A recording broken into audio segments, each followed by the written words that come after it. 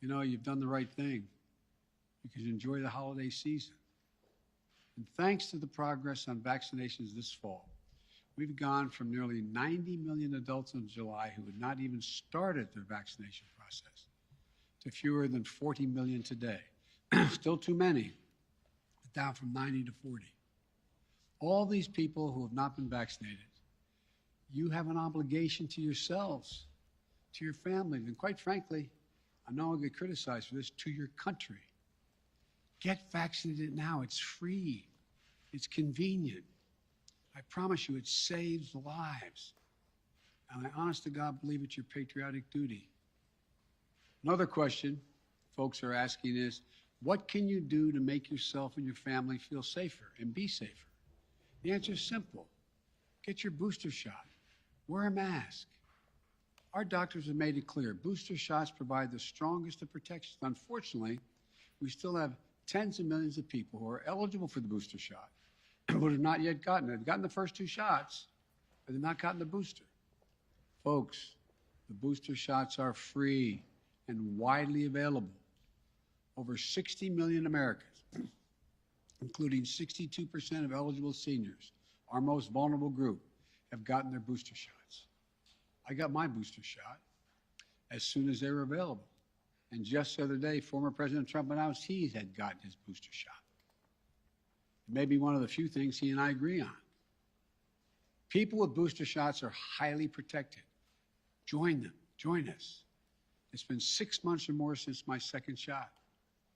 If it's been 6 months or more for your second shot when I got my booster, you can get yours today if you've been 6 months or more since your second shot.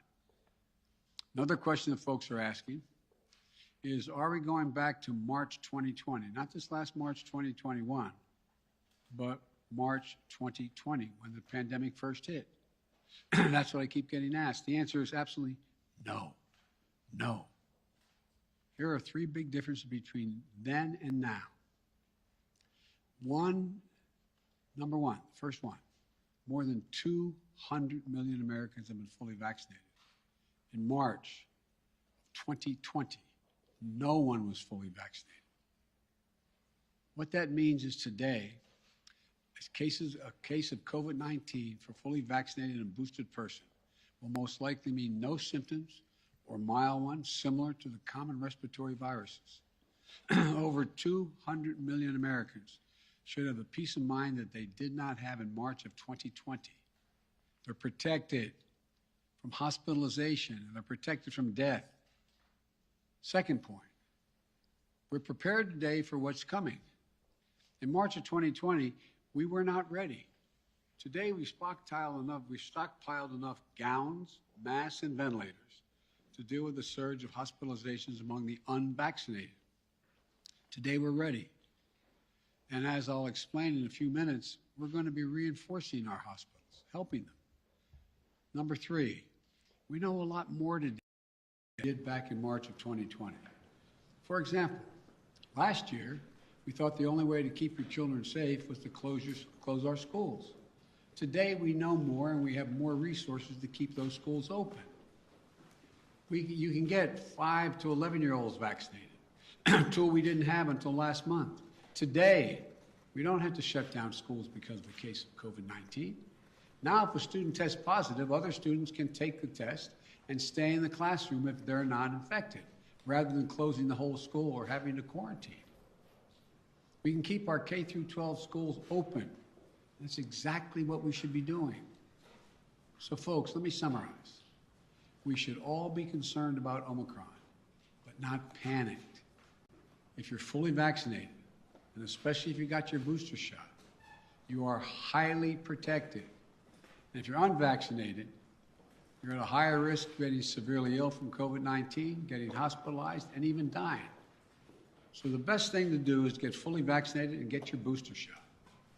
And no, this is not March of 2020. 200 million people are fully vaccinated. We're prepared. We know more. We just have to stay focused. So that's where we stand. Now let me tell you about the additional steps I'm ordering today to take on what is coming. I know you've heard a lot of this in the news already this morning. 3 weeks ago, I laid out a COVID-19 action plan for this winter that prepared us for this moment. Today, we're making the plan even stronger. First, we're setting up our vaccination and booster efforts. We're stepping it up significantly. In the past 2 weeks, we've seen the highest vaccination rates since last spring. And we aren't as vaccinated as a country as we should be, though.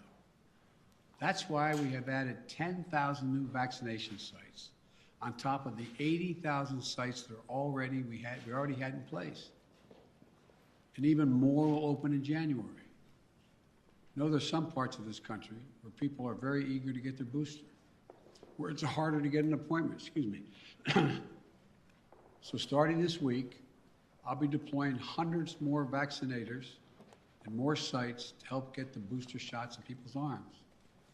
I've ordered FEMA, the Federal Emergency Management Agency, to stand up new pop-up vaccination clinics all across the country where you can get that booster shot. We've opened, we've opened FEMA vaccination sites in Washington State and New Mexico recently as cases have increased. And today, I'm directing FEMA to stand up new sites in areas where there is a high demand. These steps are going to help us add more and more booster appointments and just over the next few weeks. I also want to say a word to parents. If your children are not vaccinated, please get them vaccinated. If you're a parent, understandably, who waited to see how the first shots went with other kids before getting your own kid vaccinated, you can stop waiting. 6 million children in our country, ages 5 to 11, are vaccinated. Get your children protected today, now. For those parents out there who have a child that's too young to be vaccinated, that is under the age of 5, I know this can still be a scary time. But one thing you can and must do while we await vaccines for children under 5, get yourself fully vaccinated and boosted, as well as those around you, your children, your caregivers, your siblings. It's critical to mask up in public indoor places. We know that our youngest children have only rarely been impacted by serious COVID-19 cases, but they can be further protected if they're surrounded by vaccinated people. And again, to folks who are not vaccinated, you might think you're putting only yourself at risk, but it's your choice. Your choice is not just a choice about you. It affects other people. You're putting other people at risk. Your loved ones, your friends, neighbors, strangers you run into. And your choice can be the difference between life or death. The longer the virus is around, the more likely variants form. It may be deadlier than the ones that have come before. Let me say again and again and again and again, please get vaccinated. It's the only responsible thing to do. Those who are not vaccinated are causing hospitals to become overrun again. I just spoke to the governor of New York. Every COVID-19 hospital means someone with a heart attack, cancer, or other serious illness may not get that bed and that life-saving care they need in the hospital. Look, let me give it to you straight again. Omicron is serious, potentially deadly business for unvaccinated people. Let me be clear. Thanks to the prior administration and our scientific community, America is one of the first countries to get the vaccine. Thanks to my administration and the hard work of Americans, we led a rollout, made America among the world leaders in getting shots in arms. But uptake slowed this summer as vaccine resistance among some hardened. Look, the unvaccinated are responsible for their own choices. But those choices have been fueled by dangerous misinformation on cable TV and social media. You know, these companies and personalities are making money by peddling lies and allowing misinformation that can kill their own customers and their own supporters. It's wrong. It's immoral. I call on the purveyors of these lies and misinformation to stop it. Stop it now. One of the other things that we know that has to be done is more testing. Because Omicron spreads easily, especially among the unvaccinated, it's critically important that we know who's infected. That means we need more testing. And on that score, we're now where we should be. Yes, we have over 20,000 free testing sites. Yes, we've used the Defense Production Act and spent $3 billion to greatly expand the number of at-home tests available for purchase online and at your local pharmacy. And yes, we made sure insurance covers the PCR tests you get in the hospital or at your doctor's office. But starting next month, private insurance will also cover at-home testing. So you can order a test online and get reimbursed. We're providing access to free at-home tests for those who may have insurance as well, may not have insurance, I should say, as well. But it's not enough. We have to do more. We have to do better, and we will. Starting this week, the federal government will set up emergency testing sites in areas that need additional testing capacity. Before Christmas, the first several of these federal testing sites will be up and running in New York City, with many more to come. This free testing is going to help reduce the waiting lines, the time you have to stand there, and sometimes it's an hour or more. We're going to continue to add federal testing sites where needed, so that if you want an immediate test, there'll be a place where you can go get it. We also need to do better with at-home testing. So I'm announcing today, the federal government will purchase $500 million, that's not million, billion with a B, additional at-home rapid tests with delivery starting in January. We'll be getting these tests to Americans for free. And we'll have websites where you can get them delivered to your home.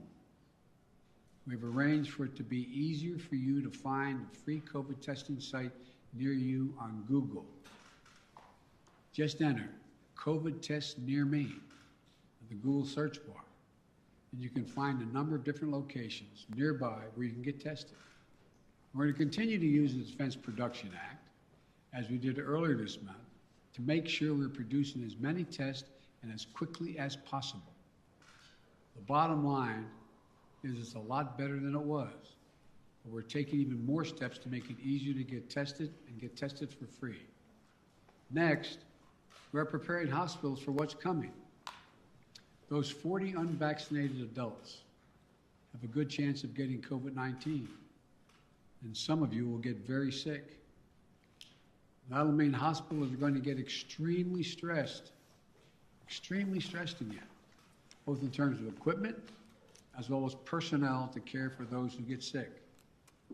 That's why my administration has stockpiled and pre-positioned millions of gowns, gloves, masks, and ventilators. We call it PPP. We're ready to send them immediately to any state that needs more. In addition, I've directed the Pentagon to mobilize an additional 1,000 troops to be deployed to help staff local hospitals and expand capacity. That's 1,000 military doctors, nurses, and medics. We've already started moving medical teams.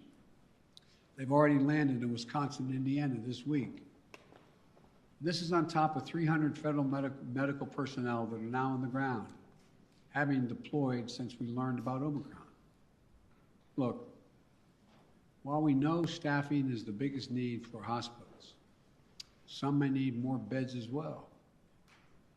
We're prepared. I've directed FEMA to activate the National Response Center and begin deploying teams now to provide additional hospital beds. We'll begin to construct emergency capacities near hospitals, in parking garages, and nearby buildings to be ready if needed. And the federal government is paying for all of this, period, all of it.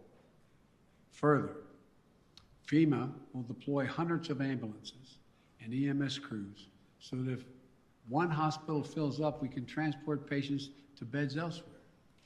This week, we'll send dozens of ambulances to New York and Maine because the COVID is spreading very rapidly to help transport patients. Our doctors, nurses, hospital staffs have gone above and beyond during this pandemic. The strain and stress is real. I really mean it, it's real. And we'll have their backs, though. We have to let them know we have their backs.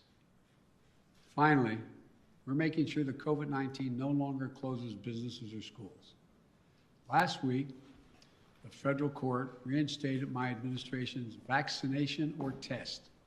The vaccination or test rule for businesses with more than 100 employees. The rule requires employers with 100 or more employees to protect their workers who are on site and indoors with the requirement that they be vaccinated or tested each week or go home.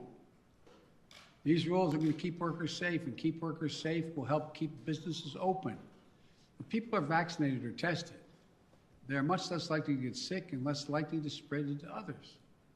Customers are more likely to come in and shop because they know it's a safe environment. I know vaccination requirements are unpopular for many, not even popular for those who are anxious to get them. My administration has put them in place not to control your life, but to save your life and the lives of others. Where 400,000 Americans died from COVID this calendar year, and almost all were unvaccinated. Almost all were preventable. The rule is legal and effective. It's going to save thousands of American lives. We must also keep our K-12 schools open. Look, the science is clear and overwhelming. We know how to keep our kids safe from COVID-19 in school.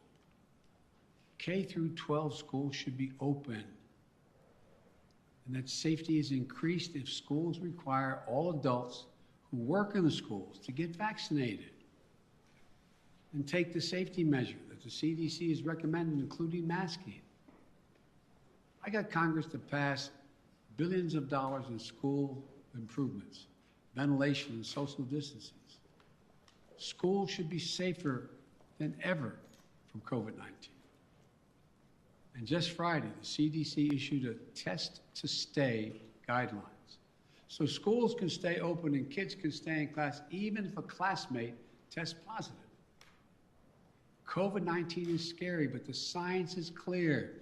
Children are safe as safe in school as they are any place, assuming the appropriate precautions have been taken and they've already been funded.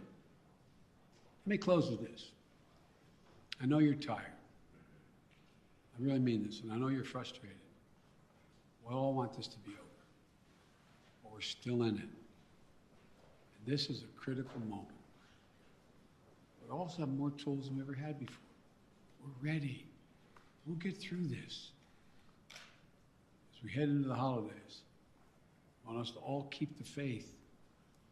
I want to sincerely thank you for your perseverance, your courage, your countless acts of kindness, love, and sacrifice during these last 2 years. Throughout our history, we've been tested as a people and as a nation through war and turmoil. We had to ask whether we'd be safe, whether we'd be okay, whether we'd get back to who we are.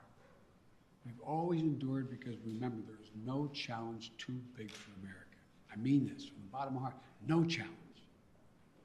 We've come through better and stronger because we stay together as the United States of America.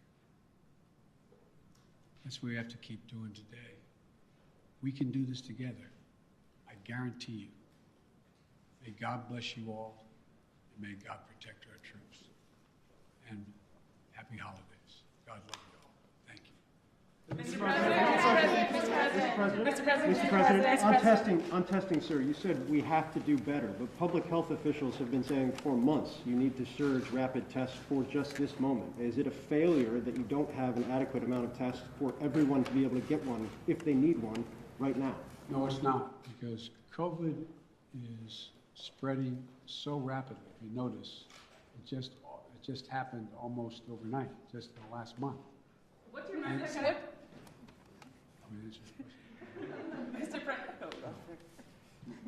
So, no, it's not a failure. But the alarm bell went off. I don't think anybody anticipated that this was going to be as rapidly spreading as it did. And so the question is, we had a lot of people who have access to tests, who could order them, could have their insurance pay for them, et cetera. But it also, and all of a sudden, it was like everybody rushed to the counter. It was a big, big rush. And I knew that was coming, so what I tried to do is meet with the companies and use the Defense Production Act to get 500 million more tests and figure out how to get them to their homes, get them on the shelves in the store. I mean, so that's what it's all about. Yes. Mr. President, what's your message to Americans who are trying to get tested now and who are not able to get tested and who are wondering what took so long to ramp up testing? Come on, what took so long? That's what I'm hearing that from people who are trying to get tested now before the holidays. Well, what took so long is it didn't take long at all. What happened was the Omicron virus spread even more rapidly than anybody thought. If I had told you 4 weeks ago that this would spread by a day-to-day basis, it would spread by 50, 100%, 200%, 500%. I think you would have looked at me and said, Biden, what are you drinking? But that's what it did. Now, we don't know what's going to happen from here. It looks there's some evidence that in South Africa, where a lot of this started, that it's dropping off quickly, too. We don't know. But I do know that we're not going to be in a position, like I said, when remember we were having a problem with masks and gowns and the like? I said, I promise you. Remember the criticism? I got questions from some of you. Why are you still paying for all these masks and gowns? Why are you stockpiling this? Because we don't know. Turns out we're going to need it. In the back, and then... Does it work, sir? And will you reverse the travel ban now that Omicron is so prevalent here in the U.S.? I'm considering reversing. I'm going to talk with my team in the next couple of days. Look, remember why I said we put the travel ban on, is to see how much time we had before it hit here so we could begin to decide what we needed by looking at what's happening in other countries. But we're past that now. And so it's something that is being raised with me by the docs, and I'll have an answer for that soon. Mr. President, You you talk wrote often in about the one. importance of keeping your word of trust. Do you believe Senator Manchin kept his word to you? And how do you rebuild trust with progressives in your party to advance your legislation now? You know, I told you before, you've heard me say this before, some people think maybe I'm not Irish because I don't hold a grudge. Look, I want to get things done. I still think there's a possibility of getting Build Back Better done. What I don't want to do is get into, and Joe went on TV today, and I don't know whether it's TV or not, I'm told he was speaking to the Liberal caucus in the House and said, Joe Biden didn't mislead you, I misled him. And so look, I'm not looking for, let me say something. You saw what happened yesterday. All the talk about how my Build Back Better plan was going to increase inflation, going to cause these debts and all the like. What happened? Goldman Sachs and others said, if we don't pass Build Back Better, we're in trouble because it's going to grow the economy. Without it, we're not going to grow. And what happened? Stock prices went way down. It took a real dip. If you take a look, everybody thinks because I quoted 17 Nobel laureates saying this is going to help inflation. Think about it in terms of you're a hard-working person and you're making 60 grand if you're alone, or if your mom are just on her own, or if you're making 80 grand, mom and dad 90 grand like a lot of people do, and you're worried about inflation. You should be worried about it because it's a devastating thing for people who are working class and middle class folks. It really hurts. Where is most of the cost now? The cost is finding in gasoline, even though I was able to bring it down 12 cents a gallon, will come down more, I believe. We talked about what the cost in food prices going up, et cetera. But look what's in Build Back Better. Child care. You can reduce it by up to 70%. That'll be the difference between 20 million women who aren't back in the workforce being able to go back if you pass it. We're talking about health care, insulin. In a situation, we got 200,000 kids with type 1 diabetes. You know what it's costing? It cost somewhere between 10 cents and $10 to come up with a formula, okay, a while ago, right? You know what it's costing on average? $560, $640 a month, up to $1,000 a month. What do you do if you're a mom and a dad working with minimum wage, busting your neck? You look at your kid, and you know if you don't get that vaccine for him, if you don't get that drug for them, if you don't get be able to take that, what happens? They're likely to go into a coma, maybe die. Not only do you put the kid's life at stake, you strip away all the dignity of a parent looking at their child. I'm not joking about this. Imagine being a parent, looking at a child, and you can't afford. You have no house to borrow against. You have no savings. It's wrong. But all the things in that bill are going to reduce prices and cost for middle class and working class people. It's going to reduce their costs. What's inflation? Having to pay more than the money you have because things have gone up.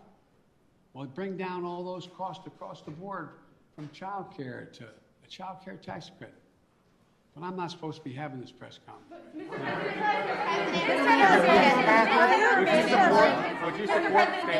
Mr. President, did Senator Manchin break his commitment to you? When you announced the framework, the White House says that all 50 senators were believed to get behind it, all 50 Democratic senators. So did Senator Manchin break his commitment to you? Senator Manchin and I are going to get something done. Thank you. Sir, do you still have the card with the deaths? And with that, President Biden wraps up his press conference in which he outlined new measures the administration is taking in the fight against COVID-19. Some of the highlights, something that President Biden really hammered home was that this is not a return to March 2020 when we started having lockdowns, when we started working from home. He says there are three primary differences. Let me bring myself back on camera here. Three primary differences between now and March 2020. The first is that 200 million Americans are now fully vaccinated. He made a big pitch for folks to get the booster. He says he got his booster shot. So did President Trump. President Trump announced a couple weeks ago, or I think earlier this week actually, that he had also received his booster shot.